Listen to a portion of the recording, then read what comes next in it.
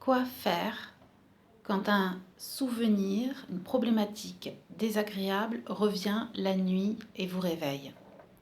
Aujourd'hui, j'ai envie de parler de ça parce que c'est encore revenu lors d'une consultation hier et c'est un sujet qui revient régulièrement. On revit la nuit ce qui se passe le jour. Pour ceux qui ne me connaissent pas, je suis Amandine, praticienne de Shiatsu et de Qigong en France, dans le sud de la France. Et je cherche à apporter à chaque personne qui vient me voir l'équilibre, de trouver ce qu'on dit le juste milieu, la voie du milieu. Alors aujourd'hui, j'aimerais vous proposer quelques solutions et regards sur ces réveils nocturnes. Il y a beaucoup de choses à dire dessus, surtout avec le regard de la médecine traditionnelle chinoise. Mais là, je vais essayer de vous faire vous questionner à propos de ces réveils nocturnes. Voilà. Par exemple, la personne qui m'en a parlé hier, je ne dirai pas son problème, je vais prendre un autre problème comme exemple, il faut, on se rend compte qu'en fait qu'on se réveille la nuit et puis le cerveau il s'emballe, il refait le film de la journée, il refait la problématique, ou alors il refait juste l'ensemble du problème, et puis il va vivre différents scénarios. Voilà, vous imaginez, ah oui, puis il m'a dit ça, fait ça. Interrogez-vous, est-ce que dans ce film, vous trouvez des solutions? Parce que c'est ça hier qui m'a frappée. Encore une fois, par rapport à ce que m'a raconté la personne sur sa nuit, et ce qu'on me dit à chaque fois, et ce que même moi j'ai déjà vécu de toute manière, hein, c'est quelque chose que tout le monde peut vivre, c'est est-ce que ça aide à quelque chose? Est-ce que ça vous aide de vous réveiller la nuit et de penser à votre problème? Déjà, prendre cette conscience. Bon, peut-être que oui, moi je pars sur le principe que non. Hein. Alors imaginons, alors je vais prendre en exemple un problème qui était déjà, qui a été un souci pour une personne. Au travail, vous avez du monde avec vous et vous êtes embêté par une ou deux personnes ou même plus que deux personnes. Et ça commence vraiment à vous toucher. Déjà, alors, prenez un papier, un stylo, voire un carnet, qu'on pourrait appeler le carnet de nuit ou le calepin de nuit. Cette réflexion, je vais vous proposer de la faire la nuit. Oui. Si vous êtes au point de vous réveiller la nuit, pour vous faire tout un petit film dans la tête, je pense que vous pouvez allumer une petite lumière et prendre un stylo et un papier. Votre cerveau, il est en train de vous donner des informations et il vous empêche de dormir parce que ces informations l'ennuient. Il faut donc les traiter. Et traiter, comme un ordinateur, en fait, il faut traiter la tâche et éteindre l'ordinateur, donc pour dormir. Donc on y va, on traite. Et traiter, c'est pas repenser à la problématique une centaine de fois. Non, on la traite. Alors on y va, on se pose des questions. Par exemple, qui m'embête? Qui me pose problème? Mais vous écrivez qui?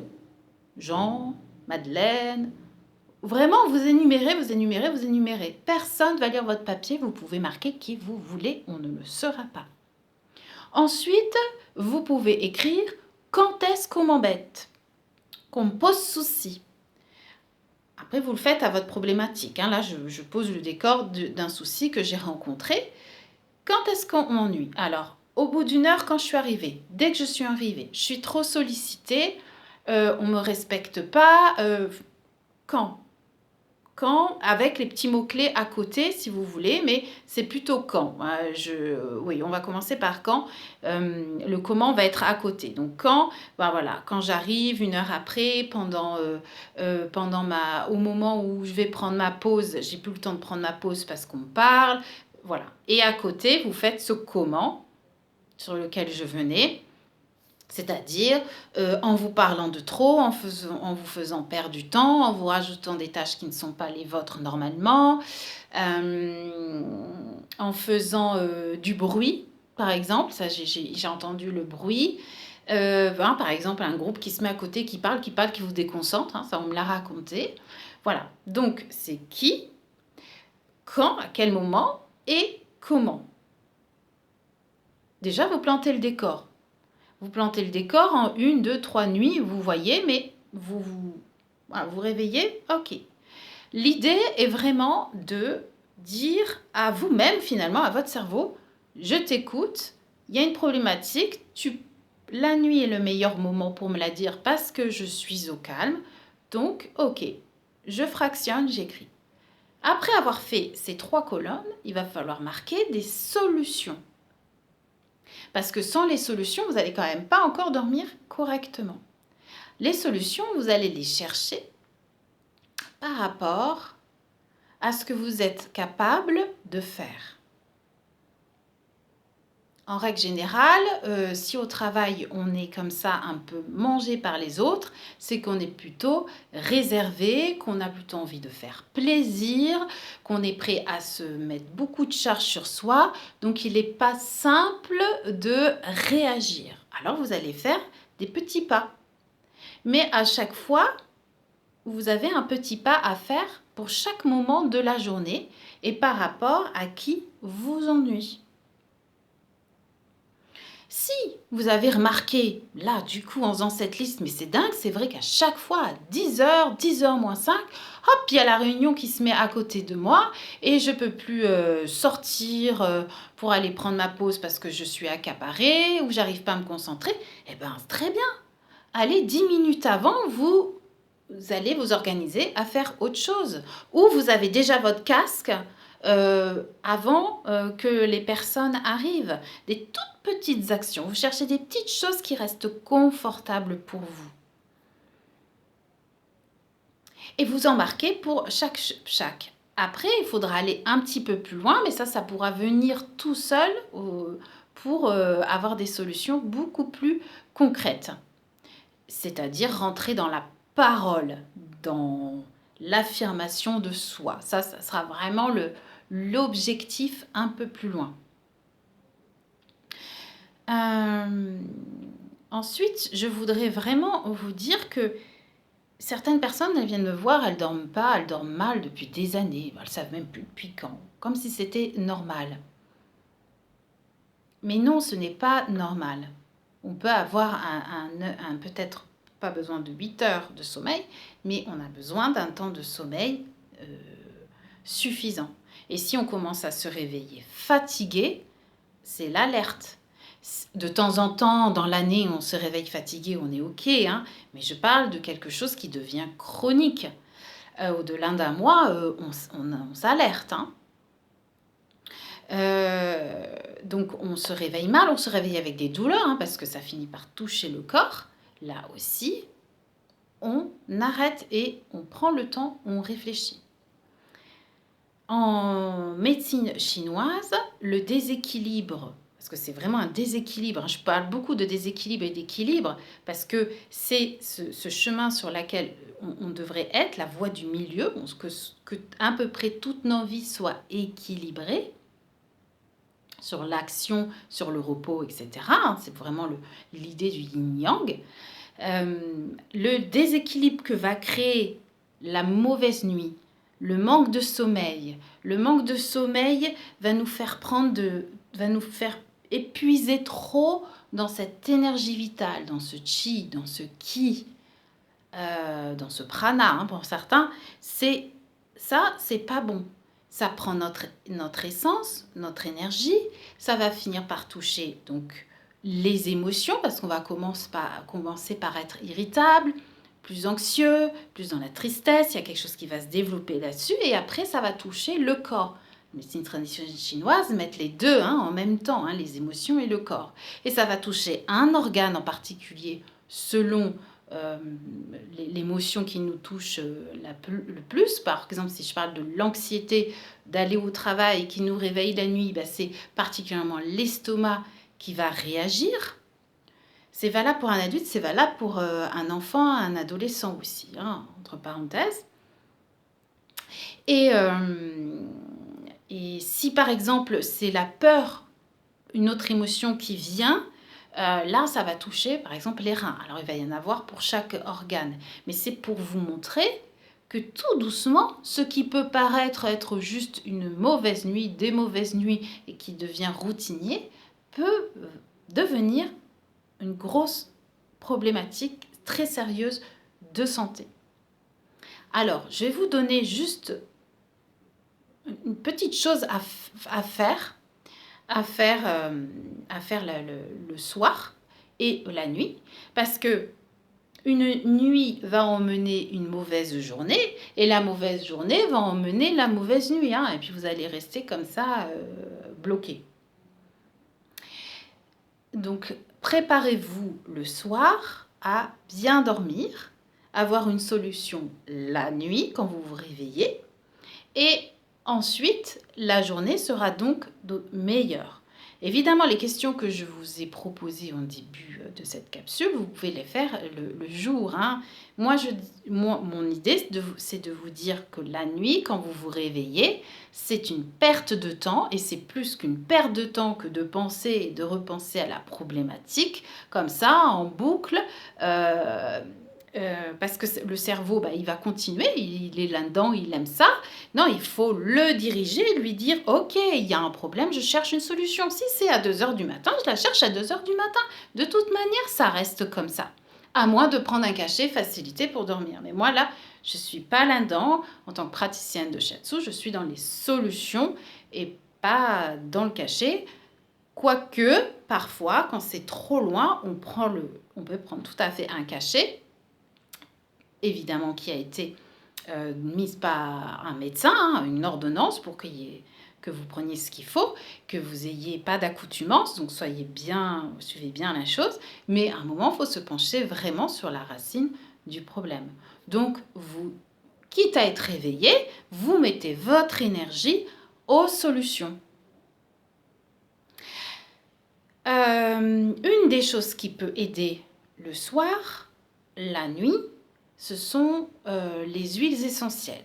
Les huiles essentielles que l'on respire, on peut aussi les appliquer, hein, évidemment, mais j'aime beaucoup la respiration. C'est ce on fait appel à l'olfaction et ça va donner un message rapide au cerveau. Et quand on le fait très régulièrement, on apporte un message positif, mais vraiment d'un accès, mais très très simple. Alors, je voudrais vous parler du géranium. Le géranium, par exemple, aide à trouver son équilibre, à rester centré, harmonise les aspects yin-yang dont je parlais, améliore l'humeur, favorise la ténacité et la constance, l'assurance et la confiance en soi. Elle calme, elle apaise, elle tonifie le psychisme et aide à l'ouverture de conscience. Je trouve qu'elle va très bien la nuit.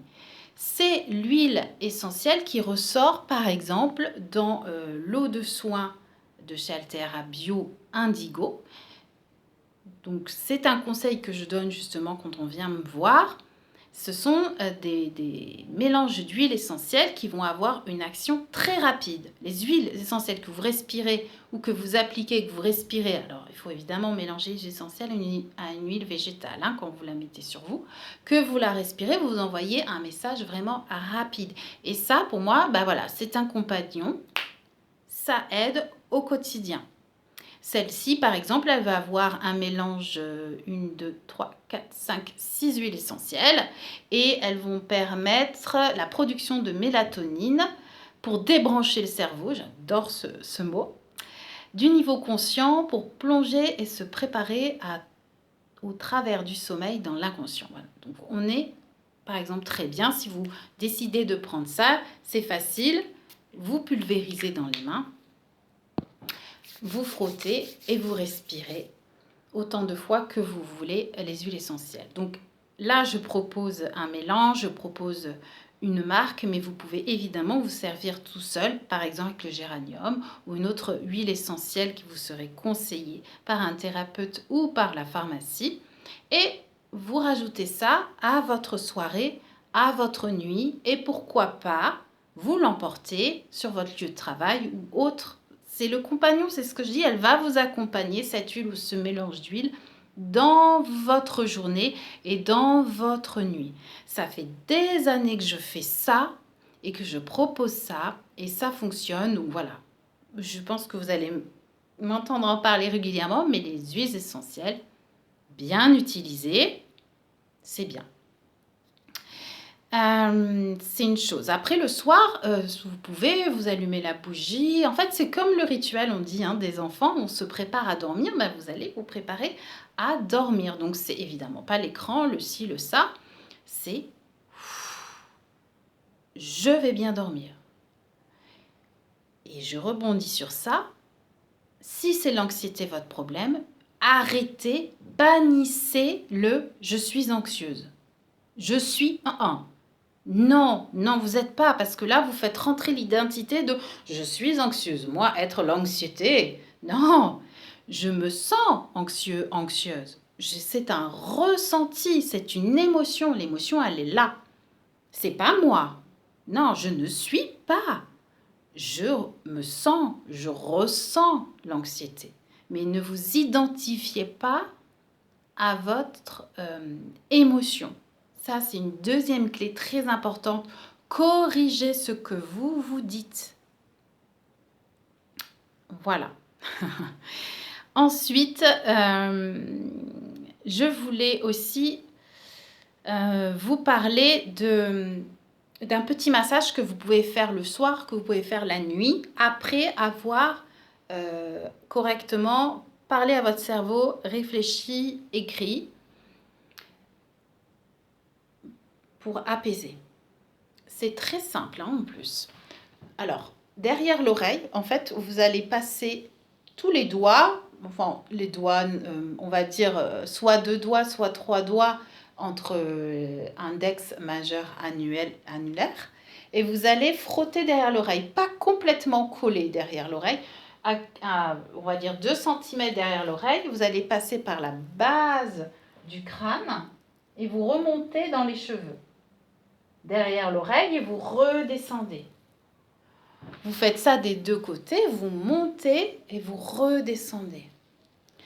Un rythme calme, au rythme de votre respiration. Vous inspirez, vous montez et vous expirez, vous redescendez. Inspirez, montez. Expirez, imaginez que toute l'expiration redescende à vos pieds. Inspirez. Gonflez peut-être le ventre si vous savez le faire. Et expirez, redescendez toute cette respiration vers les pieds. Et comme ça, vous faites un aller-retour comme une vague. Surtout que vous allez entendre le crépitement de vos cheveux et ça peut totalement faire penser au bord de mer. Et là, vous allez vous endormir. Super bien. Voilà, ça c'était le petit automassage de nuit ou même quand on a des angoisses ou autres. Après, vous pouvez, évidemment, si vous trouvez que ça va un petit peu trop loin, que vous avez essayé ce que je propose par exemple aujourd'hui ou d'autres choses qu'on vous a proposées, vous pouvez faire appel à un thérapeute ou quelqu'un dans le bien-être. Et par exemple, donc, je suis praticienne de Shiatsu et de Qigong et ce sont 2 méthodes dans lesquelles vous allez trouver des solutions, vous allez être accompagné pour comprendre et agir plus vite sur votre problématique qui reste coincée là, mais aussi sur l'état physique et émotionnel. Hein, le shiatsu va prendre vraiment à bras-le-corps votre corps physique, ça va vous détendre avec les pressions, ça va travailler sur l'énergie qui va circuler tête-corps et apaiser les émotions, mais surtout vous donner en plus de cette légèreté, vous allez arriver à passer à l'action justement de ces petites étapes que je vous disais, dans lesquelles on ne sait pas quoi faire, qu'est-ce que je peux mettre en place, parce que j'entends souvent, mais c'est impossible, c'est mon patron, oui, mais c'est impossible, oui, mais si c'est possible. S'il y a un problème, il y a une solution, il y a un chemin. Et c'est ce que j'aime dans ces pratiques-là énergétiques, c'est que le chemin, il vient tout en douceur. Il vous est inspiré. Voilà comment je vois le shiatsu de mon angle. Si vous voulez en savoir plus ou me rencontrer, www.instantzen.fr, vous allez avoir le lien sous la vidéo. Et si vous n'êtes pas sur la Côte d'Azur ou voilà ailleurs, allez-y chercher quelqu'un qui puisse vous aider à travers le corps, vous écouter et vous permettre d'aller plus vite si vous avez besoin d'être aidé. Voilà, je vous souhaite une bonne journée et une bonne nuit surtout.